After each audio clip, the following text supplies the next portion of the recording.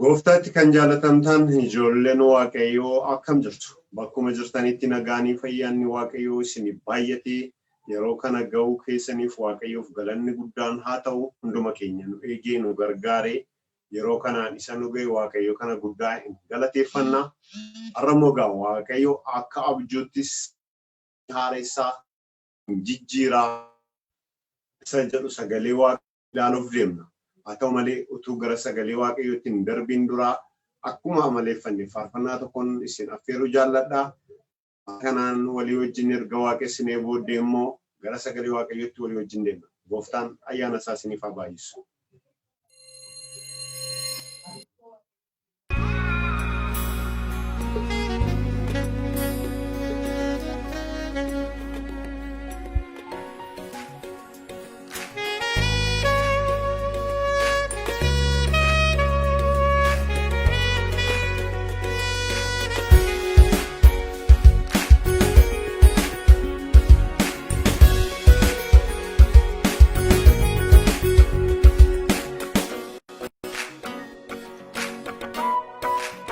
Yesus duumessaan nuufaa ergantummaa arfamee gara lafaa nu fudhataa jireenyitti fufaa dukkaan hin jiru inni nuuf ifaa iyyaana biyya dukkaan hin jirre iyyaana biyya harki namaan ijaarre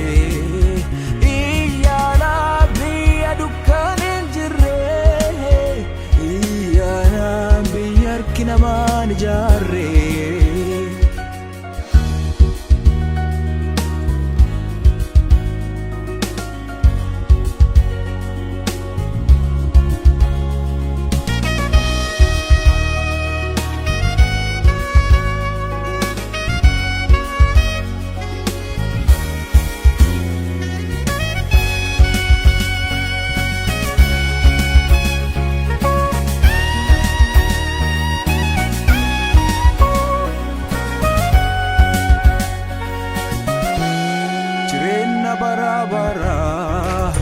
sawalilena ergantu walente farsina gamane jirana waqa walini biya sanke sangirtu ibeni iyana biya dukane jirre iyana biya kinamani jarre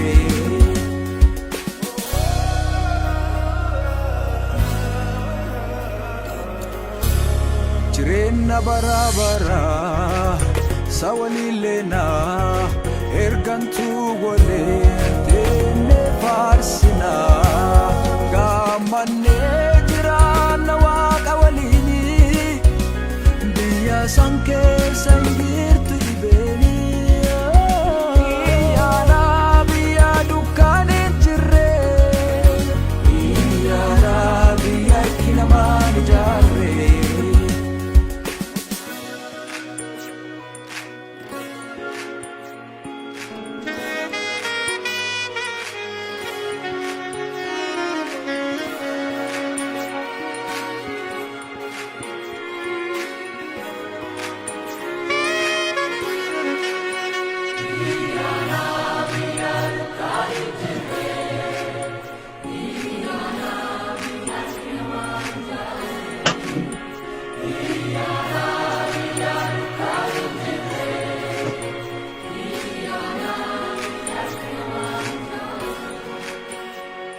Gooftaan nu qopheessee jira adeenu dhaadheelee nu isa bira aduuti dhuftee isa biraa nu toone achi gallaa biyyaan abdii nuuf kenne.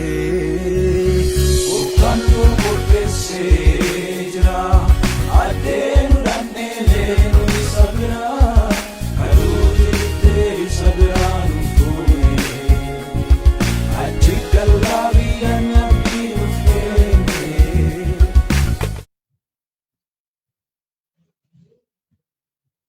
Tole, faarfattoota sagalee Waaqayyoo akkanaan nu faarfatan gooftaan isaanaa eebbisu.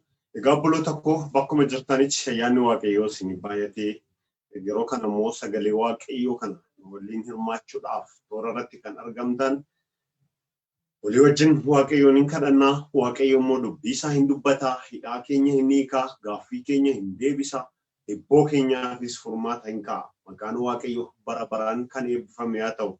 Inni guddaan, inni jabaan, inni waan hundumaa gochuu danda'u waaqayyo karaa kanaan darbee gaaffii tokko keenyaa, hibboo tokko keenya irratti akka hojjetuudhaaf dhugumayyuu seenaa tokko keenyaa akka abjuutti akka inni jijjiiruudhaaf yeroo kana walii wajjiniin hin kadhanna. Waaqayyo ayyaana isaa nuuf haa baay'isu. Ol jettee teessoo irra kan jirtu jiraataadhaaf amanama abbaa galanni ulfinni siif haa ta'u. Waan nu gargaarteef, waan nu wajjin taateef jalqabaa hamma yeroo kanaatti nu gaggeessitee, nu gargaartee, nu jajjabeessitee asiin nu geessitee kanaaf si galateeffannaa galanni siif haa ta'u. Amma immoo yaa Waaqayyo sagaleen kee hojii isaa akka hojjetuudhaaf oskaa yookiin dhowwaa tokko malee darbii nama barbaachisaa ta'e lafa barbaachisaa ta'e ga'uu akka danda'uudhaaf yeroo kana gargaarsi kee waaqarraa nuuf haa ergamu. Ati nu gargaari, ati nutti dubbadhu. Sagalee hunduma keenya barbaachisu ati ergi. Ati karaa qabda, qilleensi siif karaadha, galaanni siif karaadha, waan hundumtuu siif karaadha. Kanaaf obboloonni koo iddoo garaagaraa ta'anii sagalee kana dhagaan seenaan isaanii akka jijjiiramuudhaaf, gaaffiin isaanii akka deebuudhaaf, hibboon isaanii akka hiikamuudhaaf, hidhaan isaanii akka irraa ciramuudhaaf maqaa Yesuus nama Naazreetiin sin kadhadhaa. Jaalala kee naaf haa ta'u. Nagarbicha keessa na gargaari. Isatti nu jaallattee maqaa ilma keetiin. Ameen. Nagaa waaqayyoo ammas lafa jirtanitti isiniif haa baay'atu. Nagaadhaaf araarri waaqayyoo hunduma keenyaa wajjin taanaan biyya lafaa guyyuma guyyaatti du'a keessummeessitu sekeendii keessatti boo'ichaa fi gadda hedduu keessummeessitu keessatti nagaa taanee yeroo kana ga'uu dandeenyeerra. Dhugaadha. Baay'een nu biraa yoo harcaanis, baay'een yoo nu biraa hafanis, baay'een saganteeffatanii lafa sagantaa isaanii ga'uu yoo dadhabanis aniif isin garuu gargaarsa waaqa guddaa kanaan har'a geenyeerra. Inni guddaan waaqni kun immoo sababa malee har'aan nu geenye, sababa malee warra sana bira nu dabarsine, waan nurratti akeeke sagantaa ofiisaa yookiin karoora mataasaa qaba. Karoorri waaqayyoo kun immoo otuu hojiin hojjetiin, otuu bu'aa tokko buusiin akkasumaan isa hafu sana miti. Namni yaadee yaada isaatti milkaa'uu dhiisuu danda'a. Akeekii akeeka isaa bira ga'uu dhiisuu danda'a. Yaalii godhees yaalii isaatti milkaa'uudhaaf humna dhabuu danda'a. Humni isaa mudhukee dadhabuu danda'a. Beekumsi isatti irrachuu danda'a. Qabeenyi isa daangessuu danda'a. Wanti baay'een isa daangessuu danda'a. Kun kan namaati.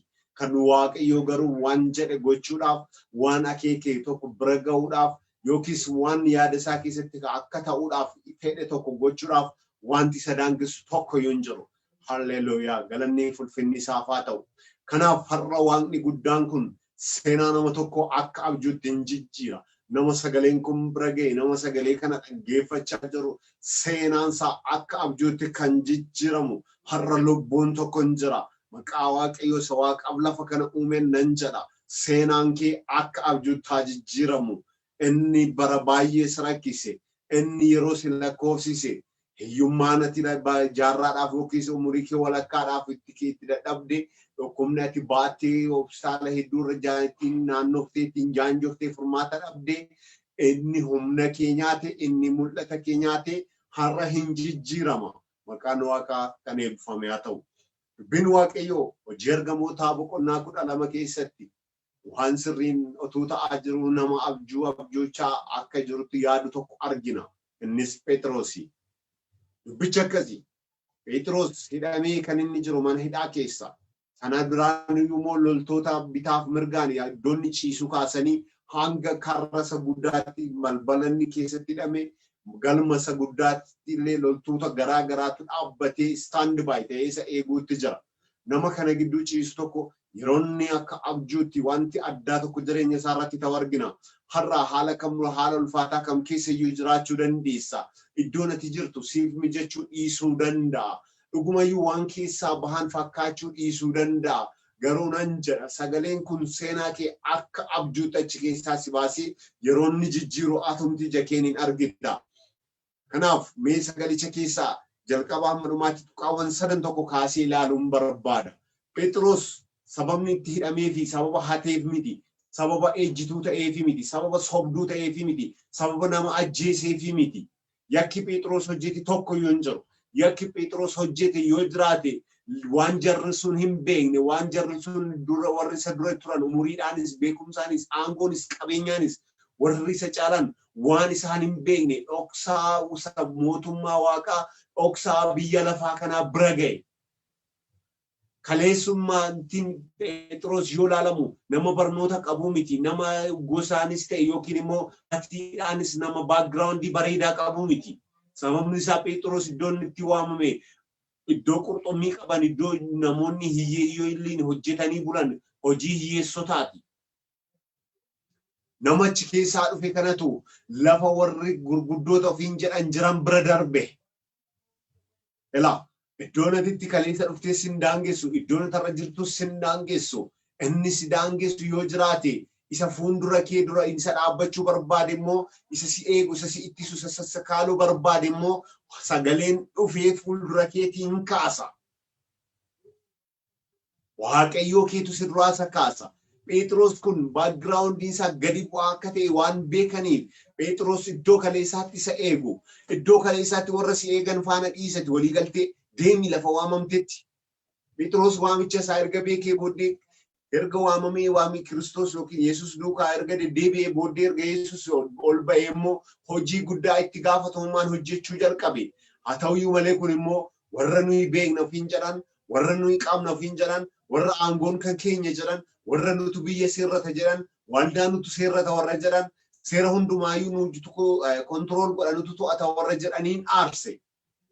Sababni isaa humni Phexros humna isaanii gararraadha. Aangoon Phexros aangoo isaanii gararraadha.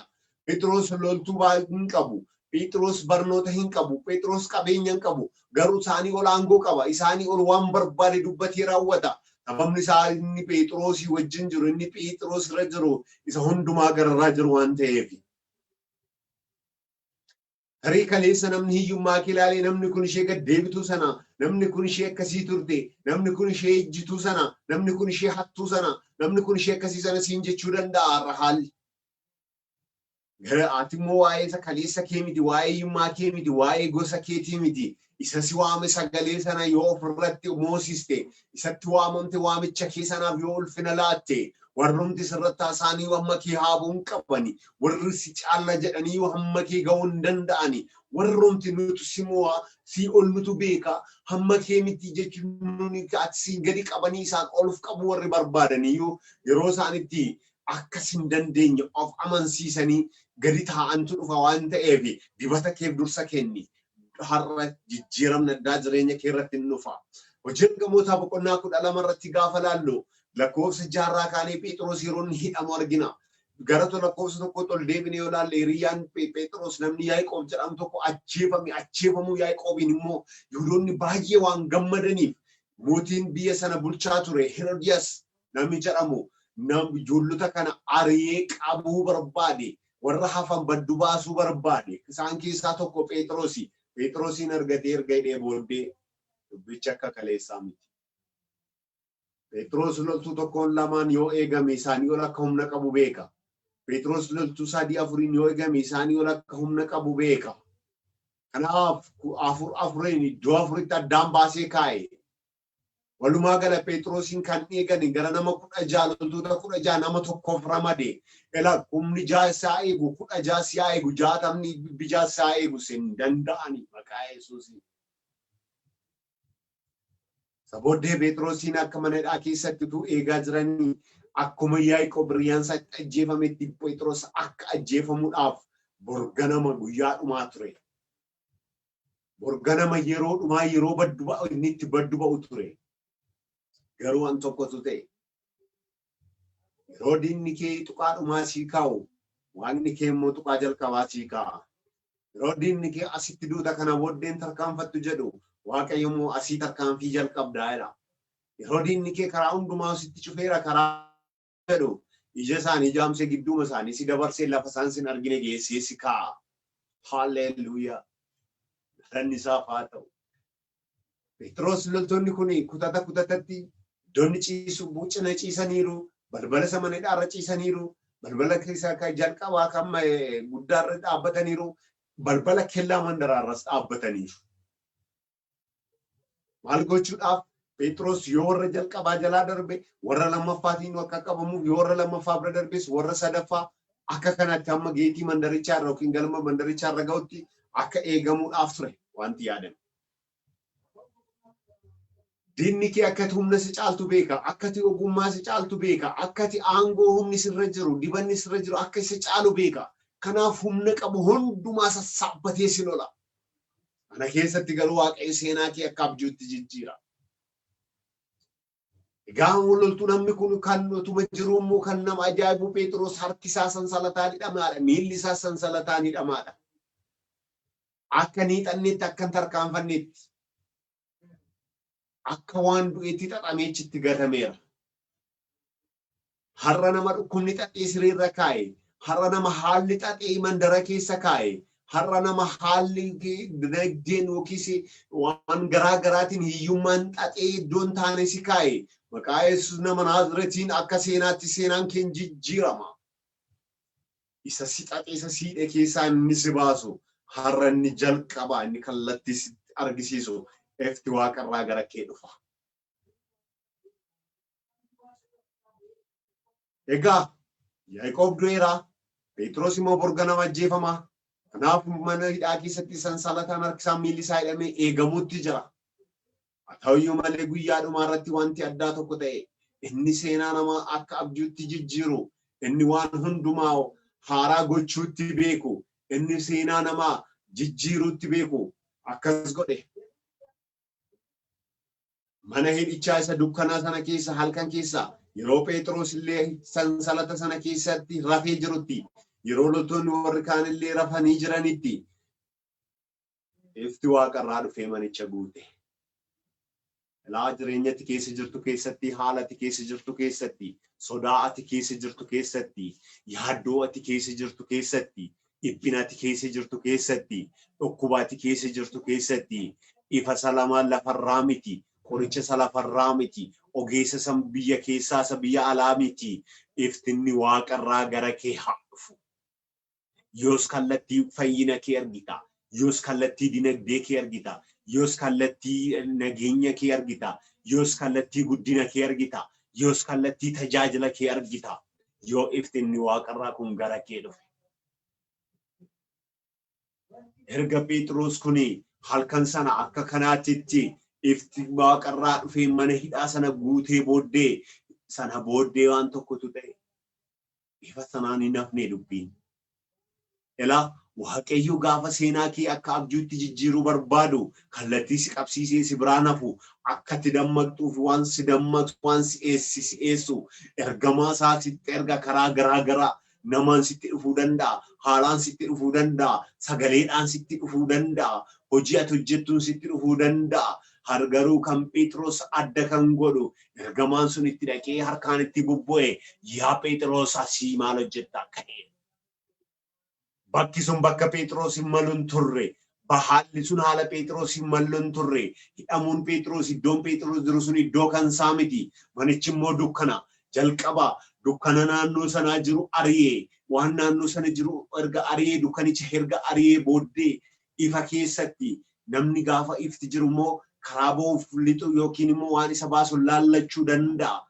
Waan isa miidhus waan isa miines boolla qotames boolla lagas yoo ta'e waa hundumaa gufuusa ta'uu danda'a, hundumaa arguu danda'a. Haa ta'uyyuu malee ifa sana kan arge Phexros qofa. Warri saba eeganis hin argine, hidhamtoonni gara biraanis hin argine. Ijji kee haa banamu malee addunyaa dukkanaaftuu kana keessatti karaatti keessa baatu, karaa keessa qaxxaamurtu Waaqayyo sitti argisiisa. Ifti Waaqarraa sirraa dhufu malee inni karaa si argisiisa. Ifti Waaqarraa sirraa dhufu malee inni mul'ata keessa si harkaa bade, isa si harkatti du'e hunduma isaayyuu akka ati deebitee ilaaltu godha, akka ati sirreeffattu godha. Booddee erga ifti sun gara Phexros dhufee booddee ergamaan kunis itti bubbu'ee erga ka'ii dammaqee erga dammaskee booddee Phexros hin dammaqe, erga dammaskee booddees uffata kee uffadhu, kophee kees kaa'adhu. Maaliif namni gaafa deemu qullaasaa gadi ba'een deemu ka qophaa'utu irra jira ka amma deemsaaf. Namni kun nama abdii kutatee hidhaa keessa jiru, namni kun nama miilli isaa hidhamee jiru, namni kun nama harki isaa hidhamee jiru dhala nama meeqa har'a ikoonomiin hidhee jira dhala nama meeqa har'a dhukkubni fayyaa dhabuun hidhee jira dhala nama meeqa har'a sababa ulaagaa garaagaraatiin hidhamee jira dhala namni meeqa har'a fira dhabuutiin yookiin immoo haala garaagaraatiin hidhamee iddoo garaagaraa keessa jira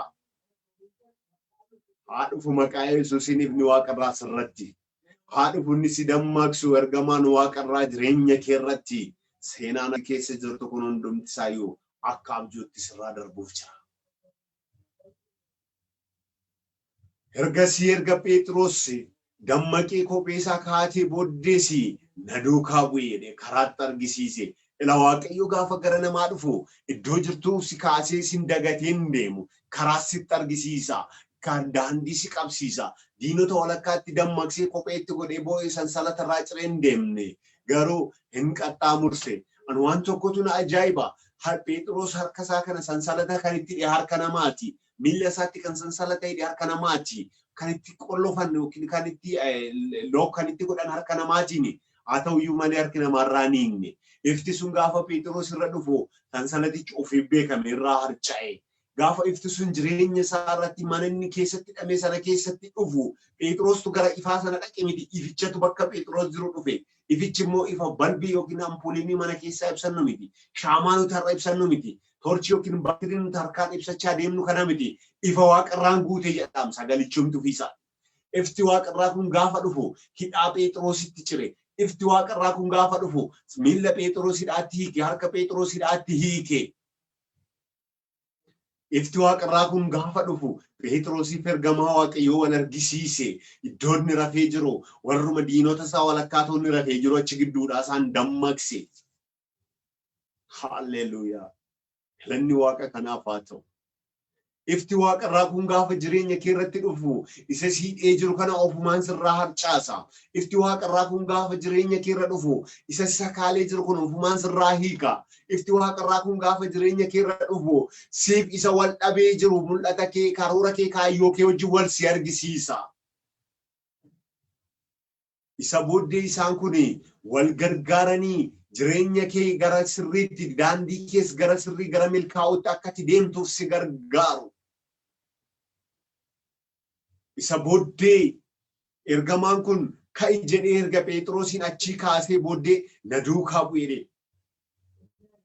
Maal gochuuf dukkana sana keessaa baasuuf erga dukkana sana keessaa baasii duwwaamni diinota sana jalaa miliksuuf mana hidhaa sana keessaa baasee bakkeetti dhiisuuf miti bakka isaaniin argine hin geessuudhaaf.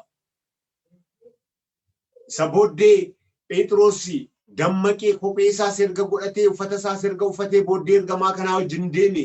Ergamaa kanaa wajjin gaafa deemu warri Phexrosin eeguudhaaf cina rafanii waan ta'e kana hundumaa quban qabanii warri balbala mana hidhaa sanaa eeganii waan ta'e kana hundumaa quban qabanii warri balbala kellaa dallaa sanaa eeganii waan ta'e kana quban qabanii hinumaayyuu balbala isa guddaa kan mandaraa sana warri eeganii waan ta'e kana quban qabanii balbaloonni kun hundumtiyyuu harki namaatti hin buune ofuma isaanii beekamanii beekanii banamanii maqaa Yesuus nama Naazreetiin innis danqaraa ta'ee si dura dhaabbate inni tulluu ta'ee fuuldura kee dhaabbate inni bara kee nyaate inni mul'ata kee nyaate inni karoora kee akka inni fagoon deemneef sakaalee si hidhe inni iddoon taane bakka siif hin malle keessatti gadi buusee si takaalee bara si lakkoofsise ofii isaan beekee galgala kana haa banamu. Anjala maqaa Yesuusin iddoo kanatti namni sakaalamtee jirtu waan hundumtuu hidhaa kan sitti ta'e waan hundumtuu kan sirraa banamuu dide karaa hundumaa diina malee wanti si gargaaru firris lammiin kan sitti mul'anne waan hundumtuu hir'uu malee wanti guutuu ta'e kan siif milkaa'u tokkollee kan hin jirre amma galgala kana ofii isaa beekee sirraa haa harca'u.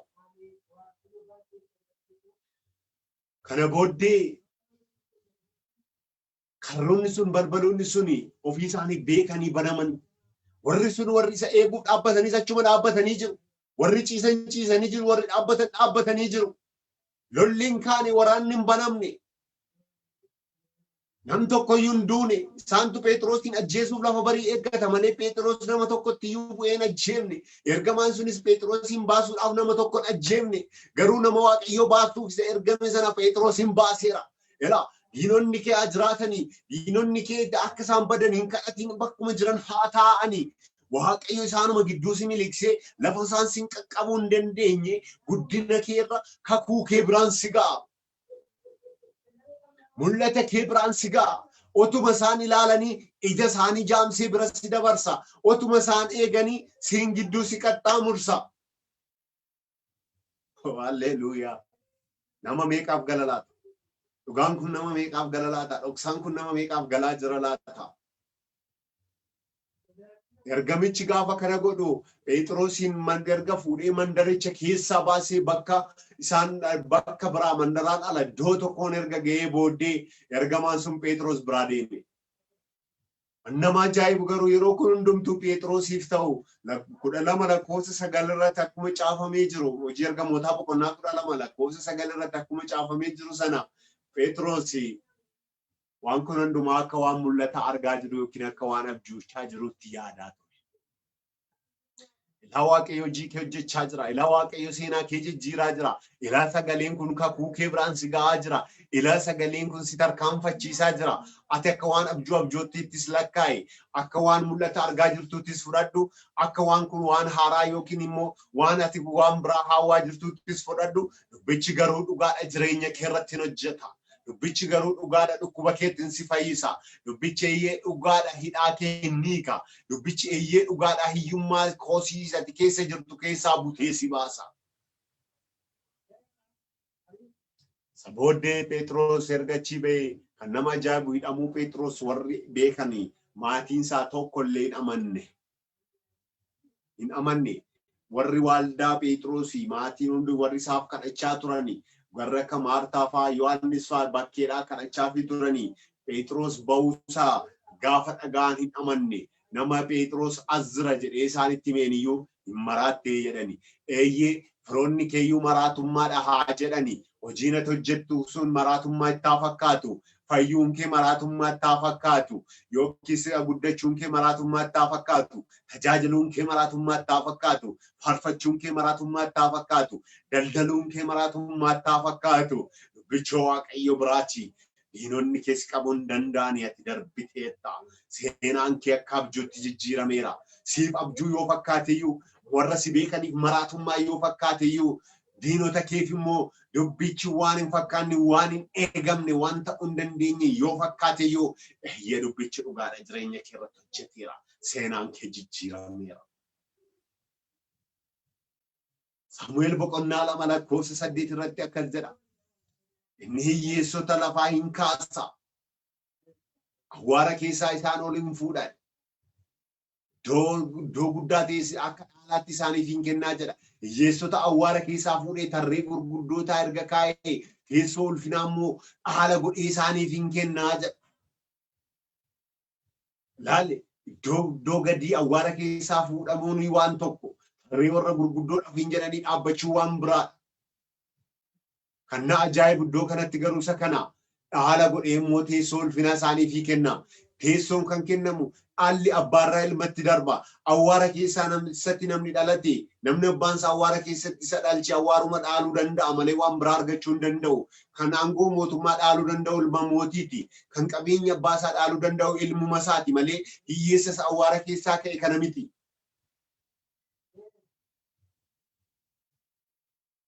Mootiin aangoo isaa dabarsee isa bakkeedhaa dhufe kana yookiin immoo isa guddifachaa fudhate kana yookiin immoo isa garba godhee bitate kanaaf hin kennu.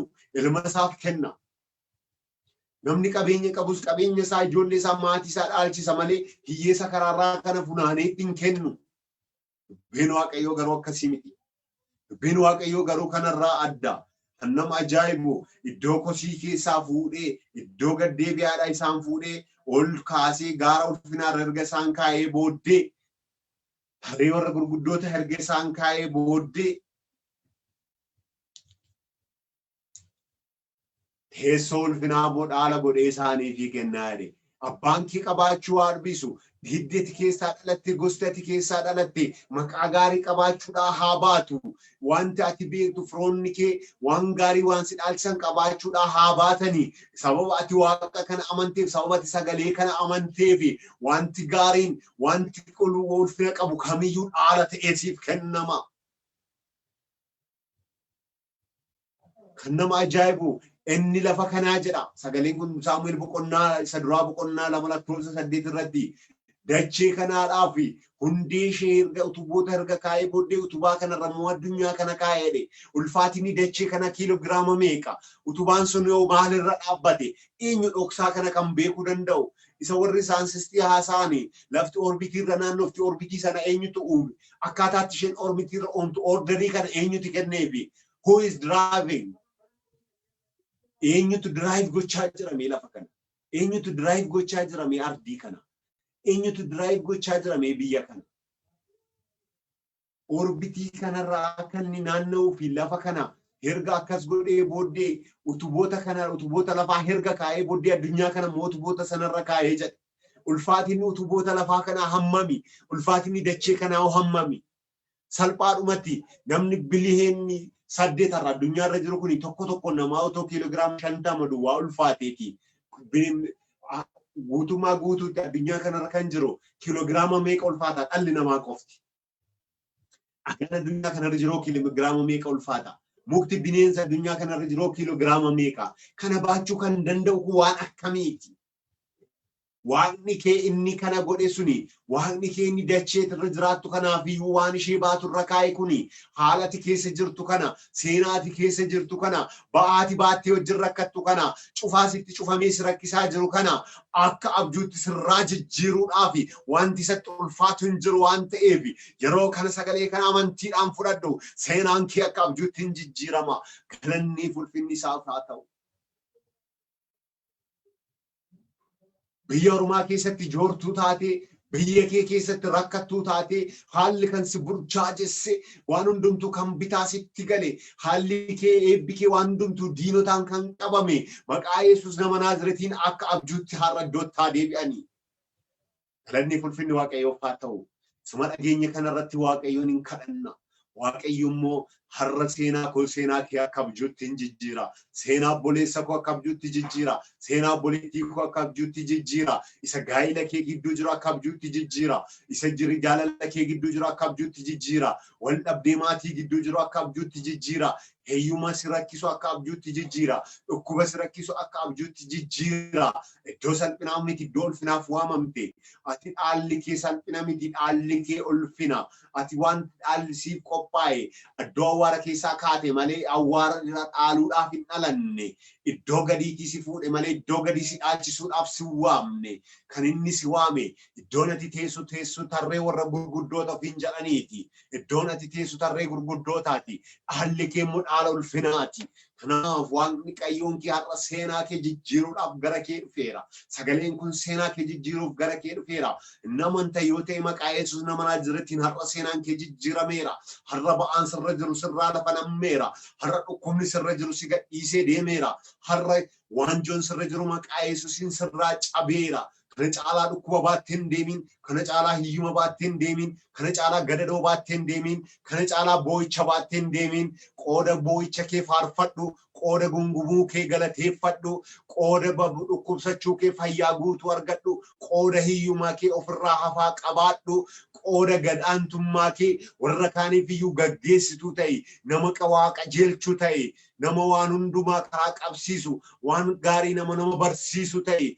Waaqayyo seenaa kee akka abjuutti haa jijjiiru inni mul'ata keenyaati inni bara keenyaati inni kakuu keenyaati maqaa Yesuus nama Naazreetiin galgala kana sa'aatii kanaa kaasee si wajjin hin tarkaanfatiin yeroo kanaa kaasee si wajjin hin deemin iddoon ati jirtu iddoo siif malu miti har'as garuu eegti waaqarraa dhufee gara kalaas qabsiisutti hin darba Iddoo ati ciisaa jirtu, iddoo ati teessee jirtu, iddoo ati hidhamtee jirtu, iddoo kakuu kee miti. Jalqaba inni dhufu, inni karaa si qabsiisu ifti waaqarraa gara kee dhufeera. Inni humna sitti godhu, ergamaan Waaqayyoo inni si hidhachiisu gara kee dhufeera. Inni karaa si argisiisu, inni daandii si qabsiisu, sagaleen waaqarraa gara kee dhufeera. Inni cabsee baru, inni waan hundumaayyuu wal qixxeessuu beeku, inni waan hundumaa godhu Waaqayyoon kee waaqarraa ergamaa isaa siif ergeera. Kanaaf kana booddee diinonni kee hidhatanii sin qaqqabanii, kana booddee warri si morman hidhatanii sin qaqqabanii, kana booddee warri si daangessuu barbaadanii lafati jirtu ga'uu hin danda'anii. Waaqayyo jaraa si miliqseera, Waaqayyo si dhokseera. Galanni ulfinni isaaf haa ta'u. Gaaffii keenya hundumaa waan deebisteef ulfaadhu, bahaa keenya waan nurraa buusteef ulfaadhu. Halkan kana, guyyaa kana, sa'aatii kana, yeroo kana hunduma keenyaaf yeroo eebbaa waan gooteef siif haa galatu. Hafaa bara keenyaa hundumaati fudhadhu. Dhukkuba obboloota koo waan fayyisteef galatoomi. Gaaffii isaanii waan deebisteef galatoomi. Yeroo hundumaa ati nu wajjin ta'e, ati nu gaggeessi. Ati nu jaallattee maqaa ilma kee Yesuus Kiristoosiin. Ameen. Gooftaatti kan jaallatamtan hordoftoonni TV kanaan Waaqayyo guddaa guddisee sinaa eebbisu. Egaa har'aaf sagalee Waaqayyo nuu kenne kana fakkaata. Warri haala garaagaraa keessa jirtan, ba'aa garaagaraa baattanii iddoo garaagaraatii bu'aa kan jirtan, gara kottaa gara sagalee Waaqayyoo, kottaa gara Gooftaa keenya Yesuus Kiristoos du'aa ka'ee isa nuuf fannifame. Inni furmaata qaba. Inni gaaffii keessan hin deebisa. Inni hibboo keessan hin hiika. Inni hidhaa isa bara dheeraa isinirra ture abaarsaa haa ta'u, hojiiwwan hafuura hammeenyaatiin dhufan haa ta'u, kamiyyuu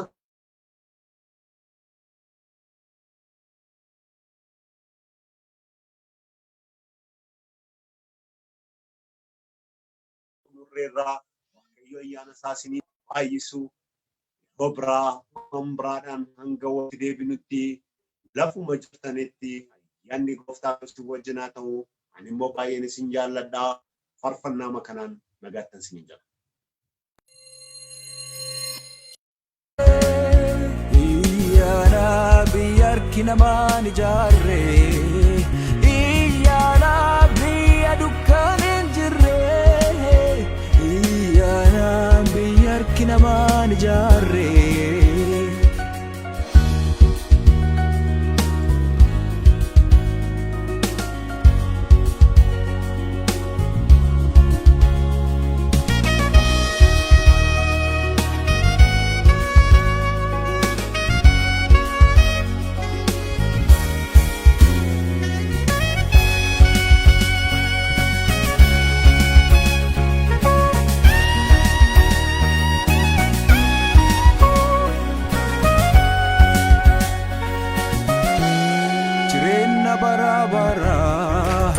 Sawalilena ergantu waliin teenne faarsina, gammannee jiraanna Waaqa waliini, biyya san keessa jirtu dhibeeni.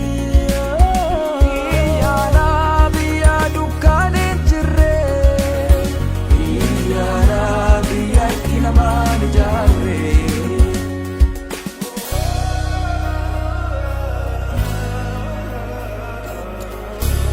Jireenna bara bara sawalilena ergantu waliin teenne faarsina, gammannee jiraanna Waaqa waliini, biyya san keessa jirtu dhibeeni.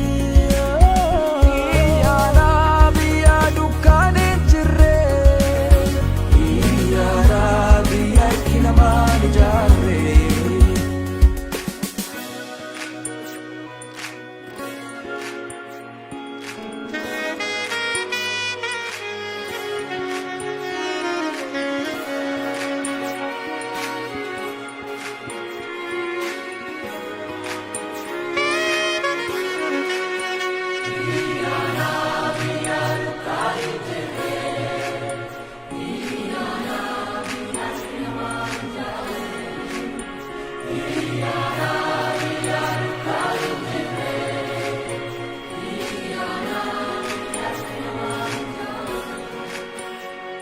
Gooftaan nu qopheessee jira addeenu dhaadheelee nu isa bira aduuti dhuttee isa biraan tuune achi gallaa biyyaan abdii nuuf kenne gooftaan nu qopheessee jira addeenu dhaadheelee nu isa bira aduuti dhuttee isa biraan